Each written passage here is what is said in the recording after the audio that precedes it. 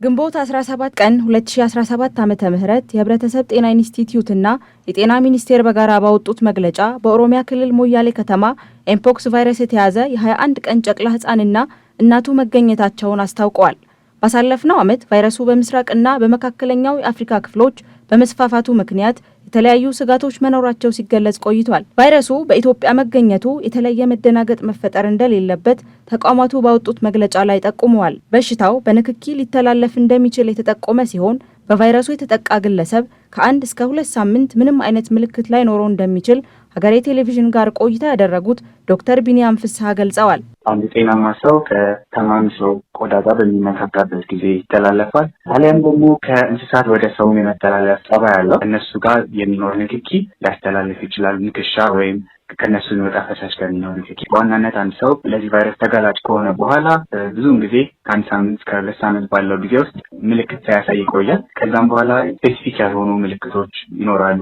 ራስ ምታት፣ የጀርባ ህመም፣ አንገት ላይ ወይም ብብት አካባቢ የሚኖሩ ሊምፍ ኖድ የምንላቸው ዶሮች ማበጥ ይኖራል። ከዛም በኋላ ወደ ቆዳ እብጠቶች የሚመጡት ከዛም በኋላ ነው።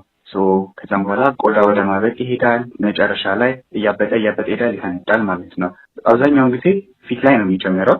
ከዛም በኋላ ወደ ተለያየ ሰውነታችን ክፍል ወደ እጅ፣ ወደ እግር ይሄዳል ማለት ነው እብጠቱ።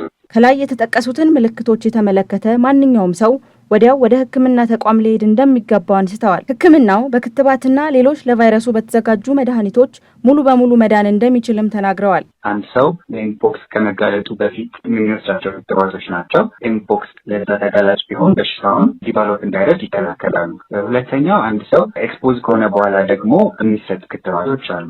አንድ ሰው ለኤምፖክስ ተጋልጫለሁ ብሎ ካመነ አብዛኛውን ጊዜ በመጀመሪያው 3-4 ቀን ውስጥ ፖስት ኤክስፖዠር ፕሮፊላክሲስ እንለዋለን፣ እሱን መውሰድ ይችላል። ከበድ ያለ በሽታ ወይም ሲቪየር የምንለው ኤምፖክስ ዲቨሎፕ እንዳይደርግ ይከላከለዋል ማለት ነው። ለኤምፖክስ የተያዘ ሰው የሚሰጠው ሕክምና ዋናነት የሚደረገው ሳፖርቲቭ ወይም እርዳታ ነው የሚደረገው።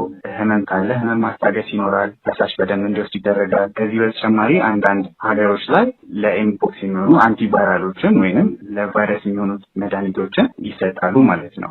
አብዛኛውን ጊዜ ሙሉ ለሙሉ ይድናል። የጤና ሚኒስቴር በሽታው በአህጉራችን ከተከሰተበት ወቅት ጀምሮ ወደ ሀገር ውስጥ እንዳይገባና ከገባም ጉዳቱን ሳይከፋ በቁጥጥር ውስጥ ለማድረግ እንዲቻል በርካታ ስራዎችን ሲያከናውን መቆየቱ ባወጣው መግለጫ አሳወቀ ሲሆን ለዚሁ በሽታ መከላከል ሲባል በኢትዮጵያ የህብረተሰብ ጤና ኢንስቲትዩት ውስጥ የድንገተኛ አደጋዎች ማስተባበሪያ ማዕከል ተቋቁሞ እየሰራ እንደሚገኝም ገልጿል።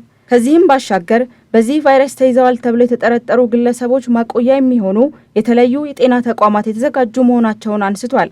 ሀገሬ ቴሌቪዥን ከህብረተሰብ ጤና ኢንስቲትዩት ተጨማሪ መረጃ ለማግኘት ባደረገው ጥረት በሽታው ተከስቷል ወደ ተባለበት አካባቢ የባለሙያዎች ቡድን መላኩን የሰማ ሲሆን ተጨማሪ መረጃዎችን በቀጣይ ለህብረተሰቡ የሚያደርስ መሆኑን ገልጿል።